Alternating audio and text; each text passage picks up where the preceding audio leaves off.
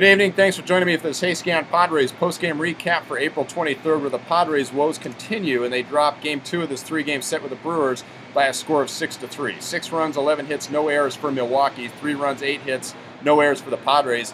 And once again, for the second night in a row, the problem was Padres starting pitching. Clayton Richards, starting for the Padres tonight, gave up 1 run in the first inning. No problem. The Padres were actually able to come back and score 2 in the bottom of the first to take a 2-1 lead.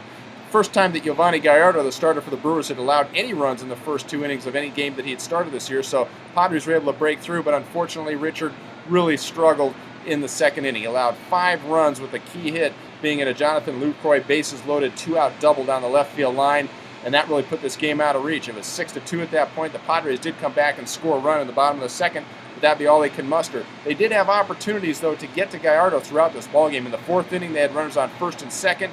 They weren't able to execute the sacrifice. That ended up being costly. And then later on in the 7th, they had a bases-loaded situation with 2 outs, and Yonder Alonso was struck out by Gorzolani, the reliever, coming out of the pen for the Brewers, and that snuffed out the best opportunity they had late in the ballgame. All said and done, Milwaukee Brewers have now won 9 in a row.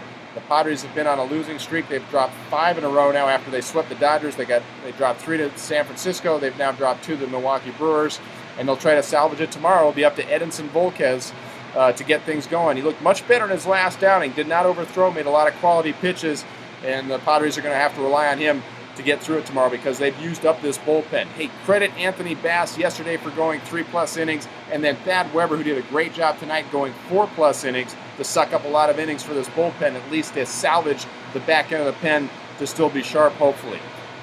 It'll be Andy Mazer and myself tomorrow, bringing you the action, 7:10 start on the Mighty 1090. Hope that you'll join us. I'm Bob Scanlan, and thanks for joining me for this Padres postgame recap. We'll talk to you tomorrow.